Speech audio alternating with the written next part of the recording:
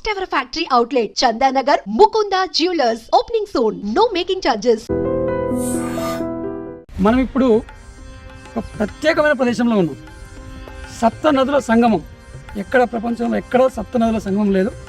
అది మన యొక్క తెలుగు రాష్ట్రాలైనటువంటి ఆంధ్ర, తెలంగాణ రెండు రాష్ట్రాల మధ్య సరిహద్దులో ఉంది.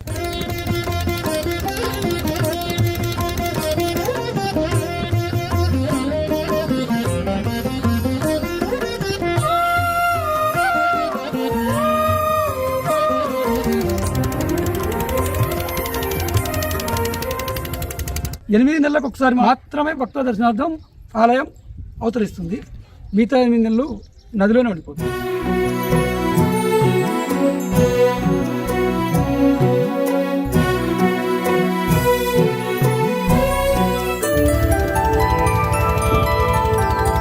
ధర్మరాజు వేప చెట్టు వృక్షంతో శివలింగాన్ని ప్రతిష్ఠించిండు.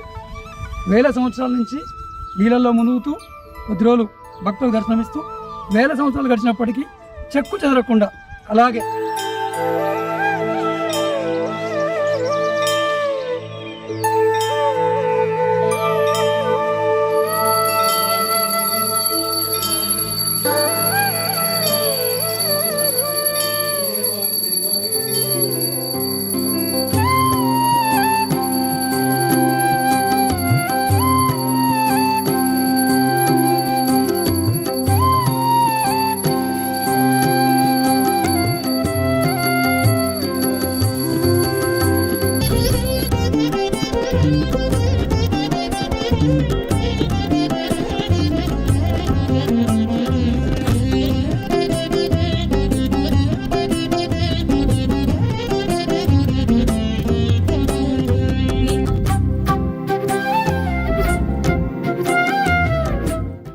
ముఖ్యంగా సప్తనది సంగమం అంటే 7 నదుల సంగమం.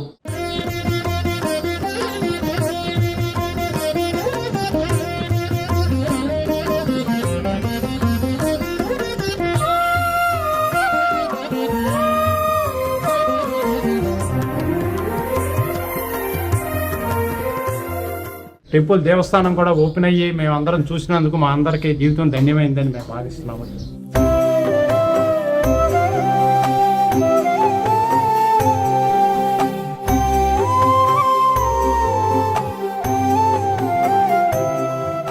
ఇక్కడ మాత్రం ధర్మరాజు వేప చెట్టు వృక్షంతో శివలింగాన్ని ప్రతిష్ఠించిండు. 1000 సంవత్సరాల నుంచి నీళ్ళల్లో మునుగుతూ కొద్ది రోజులు భక్తులకు దర్శనమిస్తూ 1000 సంవత్సరాలు గడిచినప్పటికీ చెక్కు చెదరకుండా అలాగే ప్రతిష్ఠించడం ఎలా ఉందో అలాగే ఉండి భక్తులకు దర్శనమిస్తుంది. మనం ఇప్పుడు అత్యంత పవిత్ర ప్రదేశంలో ఉన్నాం. కృష్ణానది గర్భంలో పరమశివుని చెంతన ఉన్నాం. పూజలు చేసే పూజారి గారు వారిని అడిగి స్వామి యొక్క విశేషాలు, ఈ ఆలయం యొక్క ప్రత్యేకత ఏంటి అన్ని వివరాలు తెలుసుకునే ప్రయత్నం చేద్దాం. నమస్తే అండి. నా పేరు తెలకపల్లి రఘురామ శర్మ. సప్తనది సంగమ క్షేత్ర పురోహితులు, సప్తనది సంగమేశ్వర స్వామి ఆలయ ప్రధాన అర్చకులు. ముఖ్యంగా సప్తనది సంగమం అంటే 7 నదుల సంగమం. కృష్ణావేణి, మలాపహారిణి, భీమరతి, ఈ 4 నదులు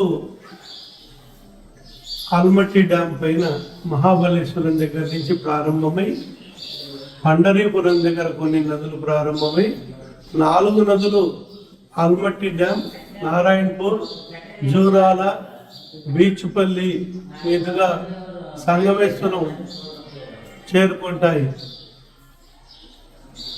ఇక్కడ తుంగభద్రా నది శృంగేరి దగ్గర ప్రారంభమై హంపి పుణ్యక్షేత్రము, మంత్రాలయము, అలంపురం చేరుకునేటప్పటికీ షన్నది సంగమం అవుతుంది.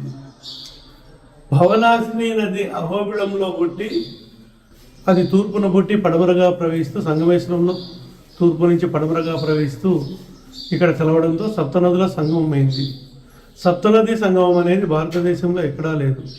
అలాగే పంచపాండవులు తమ అరణ్యవాసంలో ఈ ప్రాంతానికి వచ్చి వారితో పాటు ఉన్న కృష్ణ పరమాత్ముడు ఇక్కడ శివలింగాన్ని ప్రతిష్ఠించమని చెప్పడంతో ధర్మరాజుల వారు భీముణ్ణి కాశీకి వెళ్ళి శివలింగాలు తీసుకురమని చెప్పడంతో భీముడు కాశీకి వెళ్ళి శివలింగాలు తీసుకొచ్చే సమయానికి ముహూర్త సమయం ఆసన్నమవుతుందని వేప ముద్దును ప్రతిష్ఠిస్తారు.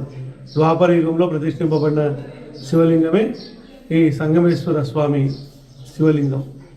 భీముడు కాశీ నుంచి తెచ్చిన లింగాలు సిద్ధేశ్వరం, మల్లేశ్వరం, కపిలేశ్వరం, సోమేశ్వరం, సంగమేశ్వరం అని 5 క్షేత్రాలు అయ్యాయి.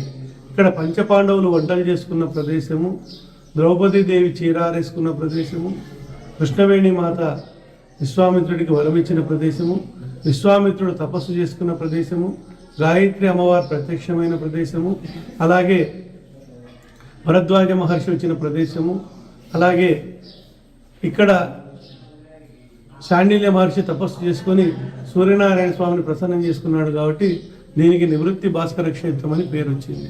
స్కాంద పురాణంలో శ్రీశైల ఖండంలో సంగమేశ్వర స్వామి మహత్యం గురించి 7 స్కందాలుగా వివరించబడింది. ఈ సంగమేశ్వర స్వామిని దర్శించుకున్న వాళ్లకు మరుజన్మ అనేది ఉండదు, ముక్తి కలుగుతుంది. ఈ క్షేత్రము 1981లో శ్రీశైలం జల విద్యుత్ ప్రాజెక్టులో నీటి ముంపుకు గురైంది. 2003 సంవత్సరం ఆలయం బయటపడి ప్రతి సంవత్సరం అమర్నాథ్, బద్రీనాథ్, కేదార్నాథ్లుగా ప్రకృతిలో లీనమై స్వామి దర్శనం ఇవ్వడం జరుగుతుంది. తిరిగి మళ్ళీ ఆలయము జూలై 3వ వారంలో 4వ వారంలో ఆలయం నీళ్లలో మునిగిపోవడం జరుగుతుంది. ఇంకోటి ఏమంటే ఏకాదశి ముందా ఏరు ముందా అని చెప్పి తొలి ఏకాదశికి ఆలయం మునిగిపోవడం జరుగుతుంది. ముఖ్యంగా ఇక్కడ ఏమంటే ఉగాది నుంచి స్వామివారి దర్శనం ఇవ్వడం జరుగుతుంది. ఒకసారి శివరాత్రి ముందు కానీ శివరాత్రి అయిన తర్వాత కానీ బయటపడడం జరుగుతుంది. కార్తీక మాసంలో అనేక మంది భక్తులు ఇక్కడికి వస్తారు. తర్వాత ఈ ఆలయం బయటపడిన తర్వాత సుదూర ప్రాంతాల నుంచి వచ్చి ఇక్కడ స్వామిని దర్శించుకోవడం జరుగుతుంది. అలాగే కృష్ణానది, గోదావరి నది, గంగా నది, దైవిక నదులు 3 ప్రవహిస్తూ ఎక్కడైతే ఉంటాయో అక్కడ ముక్తి కలుగుతుంది. కృష్ణానదీ తీరంలో ఉన్న ఈ సంగమేశ్వర క్షేత్రాన్ని అందరూ తప్పకుండా దర్శించండి, తరించండి. అయితే ఈ అద్భుతమైనటువంటి ఆలయాన్ని ఈ భక్తులు తండోపతండాలో వివిధ ప్రాంతాల నుంచి వస్తున్నారు. ప్రస్తుతం హైదరాబాద్ నుంచి సీనియర్ సిటిజన్ అంతా వాళ్ళ బ్యాచ్ ఫ్రెండ్స్ అంతా కలిసేసి గ్రూప్గా సమూహంగా వచ్చారు. అయితే ఈ యొక్క భగవంతుని దర్శించుకున్నారు. వారి అనుభవం ఏంటో ఇప్పుడు వారిని అని తెలుసుకుంటారు. చేద్దాం. నమస్తే సార్. నమస్తే అండి. మేము Hyderabad Kukatpally housing board Lodha Meridian నుంచి వచ్చామండి. మేమందరం సీనియర్ సిటిజన్ గ్రూప్ అండి. ఈ గ్రూపు ఒకరోజు టూర్ కింద వచ్చినాము. మాకు కోఆపరేట్ చేసిన వాళ్ళు వీళ్ళందరూ మంచిగా కోఆపరేట్ చేశారు. టెంపుల్ దేవస్థానం కూడా ఓపెన్ అయ్యి మేము అందరం చూసినందుకు మా అందరికీ జీవితం ధన్యమైందని మేము భావిస్తున్నాము. అయితే ఈ టెంపుల్ ప్రాశస్త్యం గురించి ఇంతమంది తెలుసా, చెప్పారా? మీరు ఇప్పుడు వచ్చారు, సంవత్సరంలో 8 నెలలు కృష్ణమ్మ గర్భంలో దర్శనం ఇస్తున్నారు. అసలు ఎలా అనిపించింది మీకు? నమ్మశక్యంగా ఉందా? ఏమనిపించింది? నమ్మశక్యంగానే ఉందండి. ఇప్పుడు గురుగారు చెప్పారు దీని విశిష్టత అంతా. 8 నెలలు నీళ్ళల్లో ఉండి 4 నెలలు ఓపెన్ ఉండి భక్తులకి ఉపయోగపడేది 4 నెలలు. ఈవెందో విగ్రహం చెక్కు చెదరకుండా అట్లాగుంది. దాని గురించి మేము చాలా సంతోషం. అయితే ఆ విగ్రహం శిల కాదు, వేపద. అయితే ఇన్ని వేల సంవత్సరాల నుంచి కదా, అసలు ఏమనిపిస్తుంది? అది దేవుడి మహత్యమా ఏమిటా అనేది నేను సైంటిఫిక్గా టెక్నికల్గా నేను చెప్పలేనండి. పౌరాణికంగా చూసుకుంటే తప్పనిసరిగా దీన్ని మనం నమ్మాలి. ఎందుకంటే ఎప్పటి నుంచో ఉన్నటువంటి దేవదారైనా 100 సంవత్సరాలు ఉన్నటువంటి చరిత్ర ఉంది. ఏ టైప్కైనా ఏదైనా. అదేవిధంగా ఇది కూడా ఆ రోజుల్లో మంచిది తీసుకొచ్చి చేసుకుంటారు కాబట్టి తప్పనిసరిగా ఉంటుందని మేము నమ్ముతున్నాము. అదే తప్పనిసరిగా మాకు ఏంటంటే ఈ సీనియర్ సిటిజన్ తరఫున మా సమూహంలో ఈ నేషనల్ హైవేస్ ఇంజనీర్ అయినటువంటి రాజేంద్ర గారు లోదా మీడియంలో ఉంటారు. ఆయన ప్రోద్బలంతో మా సీనియర్ సిటిజన్ అందరినీ కూడా సోమశల్ ప్రాజెక్ట్ చూపించడానికి తీసుకొచ్చి ఆ సందర్భంలో మా అదృష్టం కొద్ది ఈ రోజే ఈ దేవాలయం ఓపెన్ కావడం, మేము దర్శించుకోవడం చాలా ఆనందంగా ఉంది. ఆయన పెట్టినటువంటి ఈ ప్రోగ్రాము చాలా సక్సెస్ఫుల్గా జరిగింది. ఆ సందర్భంగా మీరు కూడా వచ్చినందుకు మా ధన్యవాదాలు. ఈ అరుదైన ఆలయానికి తెలంగాణ, ఆంధ్ర రాష్ట్రాల నుంచే కాకుండా ఇతర రాష్ట్రాల నుంచి కూడా భక్తులు తండోపతండాలు తరలి వస్తున్నారు. ఈ అవకాశం మళ్ళీ రాదు. సంవత్సరంలో ఒక 2 నెలలు 3 నెలలు ఎండాకాలంలో మాత్రమే వస్తుంది కాబట్టి ఇప్పుడు మనతో పాటు కర్ణాటక రాష్ట్రం చేసిన భక్తున్నారు. వారి యొక్క అనుభవం ఏంటిది, ఇంతకుముందు వచ్చారా ఏంటి ఒకసారి తెలుసుకునే ప్రయత్నం చేద్దాం. ఈ యొక్క టెంపుల్ గురించి ఇంతకుముందు విన్నారా, చెప్పారా? దగ్గర వాళ్ళు వస్తే వాళ్ళు చెప్తే తెలిసింది. తర్వాత యూట్యూబ్లో సెర్చ్ చేసి దాని గురించి తెలుసుకుని వచ్చాము. ఎలా అనిపిస్తుంది మేడం ఈ టెంపుల్ ఒక 8 నెలలు అలా నీళ్ళల్లో ఉంది? వండర్ అనిపించిందండి. యాక్చువల్లీ చెప్పాలంటే నీటిలో మునిగిపోతే అంత నాచు పట్టేసి అలా ఉంటుంది కదా, కానీ అక్కడ స్మెల్ కానీ నాచు కానీ ఏమీ లేదు. కానీ లోపలికి వెళ్ళి దేవుడిని టచ్ చేసినప్పుడు ఆ ఫీలింగ్, ఆ వైబ్ వేరేగానే ఉంది.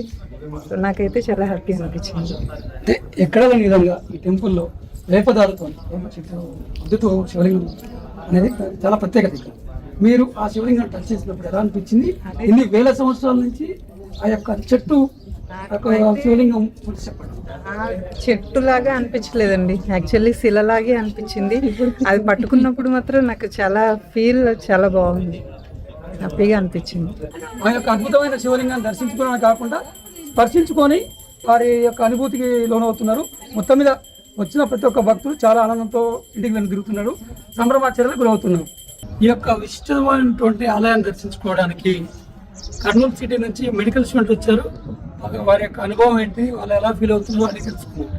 అండ్ ఇక్కడ ఈ గుడి అనేది 6 months వాటర్లో 6 months మామూలు బయట ఉంటుంది అని చెప్పారు, అని చెప్పి చూసేదానికి వచ్చామండి. ఎలా అనిపిస్తుంది?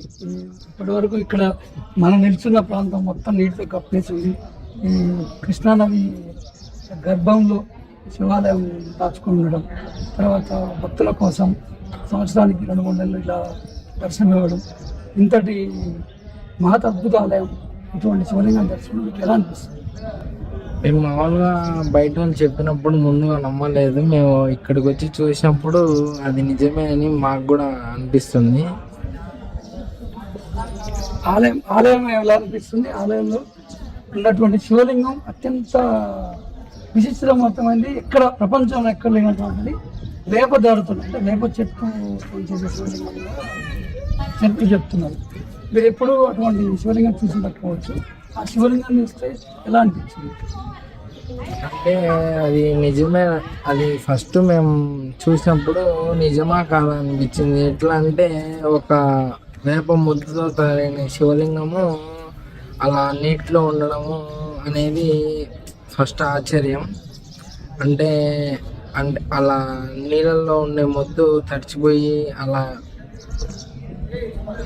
వెళ్ళిపోద్ది కదా, కాకపోతే ఇక్కడ అలా ఉండడం అనేది విశిష్టతనే అండి. ఇక్కడ అయితే శివుడి యొక్క అనుగ్రహంతో మహిమతో వేల సంవత్సరాల నుంచి వేపదారు శివలింగం అవడం అలా స్థిరంగా ఉండి దర్శనమిస్తున్నట్టు.